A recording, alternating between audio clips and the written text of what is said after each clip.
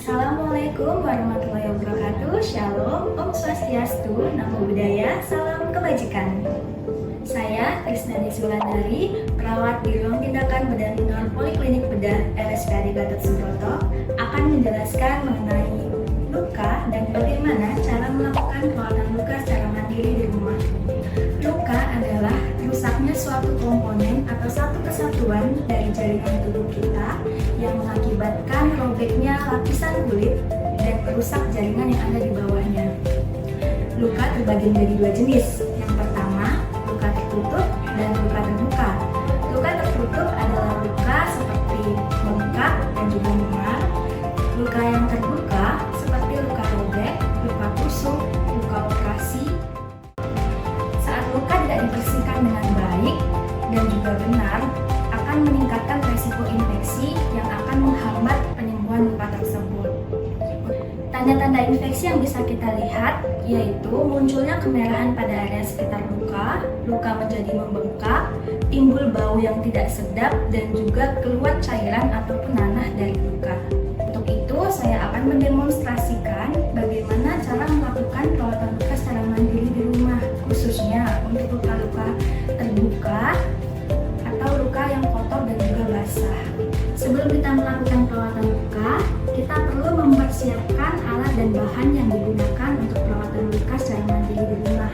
Nah, di sini sudah tersedia alat dan bahannya. Saya akan menjelaskan satu persatu. Yang pertama, kita harus menyiapkan larutan natrium klorida 0,9% yang bisa kita dapatkan di apotek terdekat. Lalu kita siapkan betadine 10%, kemudian kasa steril, lalu perban ada dua jenis, ini untuk perban bulu dan ini untuk perban plesternya.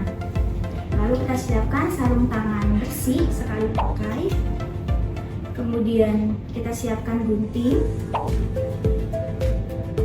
lalu salep ini opsional, jadi bisa dipakai bisa tidak tergantung jenis lukanya. Kemudian ada madu juga tergantung jenis luka yang akan kita rawat. Dan terakhir kita siapkan tempat sampahnya.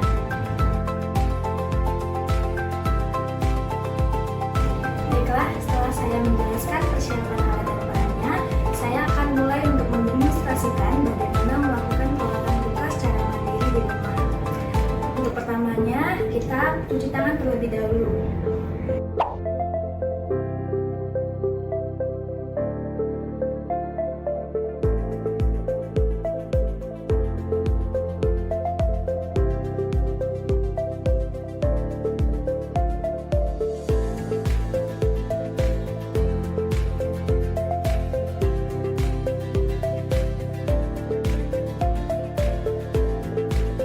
Berikutnya, kita menggunakan sarung tangan bersih.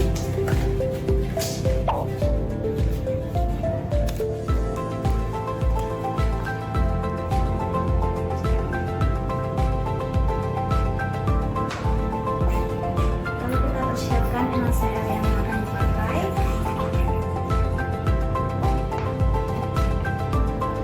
Setelah itu, kita buka perbannya secara perlahan.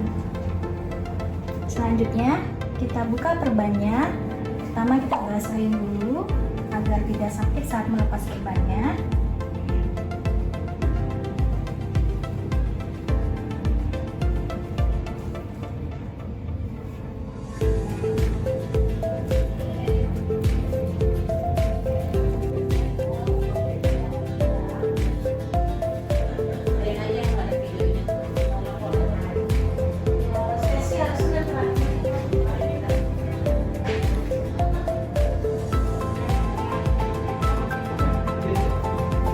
Berikutnya kita bersihkan.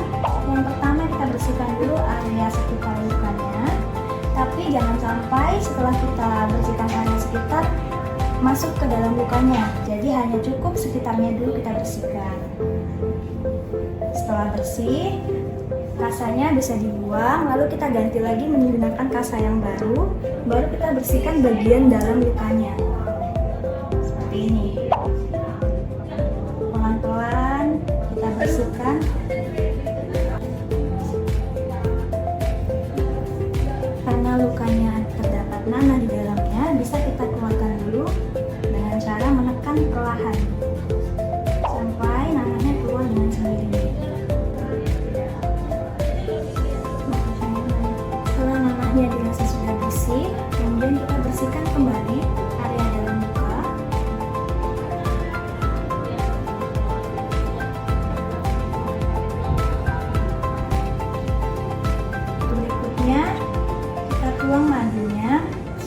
secukupnya. Jangan terlalu banyak, juga jangan terlalu sedikit. Lalu kita masukkan ke dalam area luka sampai semua permukaan lukanya itu terkena madu.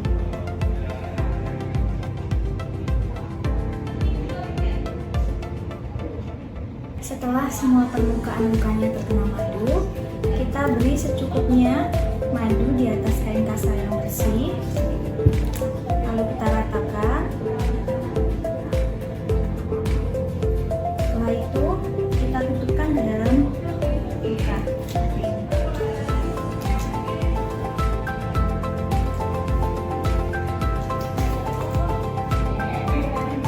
Kita tutup luka menggunakan kasa secukupnya. Karena ini termasuk jenis luka yang basah, maka saya menggunakan kasa sedikit tebal. Bawahnya agak tebal ya.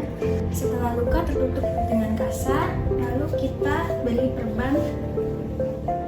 Kita ukur dulu secara perlahan agar perbannya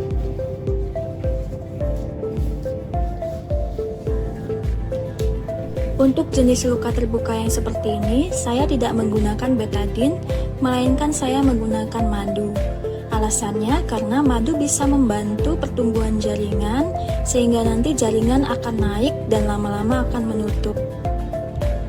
Betadine dapat digunakan untuk jenis luka terbuka yang sederhana, itu pun hanya untuk membersihkan area sekitar luka sebagai antiseptik, tidak untuk membersihkan area dalam karena dapat menyebabkan iritasi pada jaringan dan melambatnya pertumbuhan jaringan. Luka terbuka yang seperti ini sebaiknya dirawat dalam 2 hari sekali, namun apabila dalam 1 hari perban sudah tampak kotor dan basah, sebaiknya segera diganti agar luka tetap terjaga kebersihannya dan terhindar dari infeksi.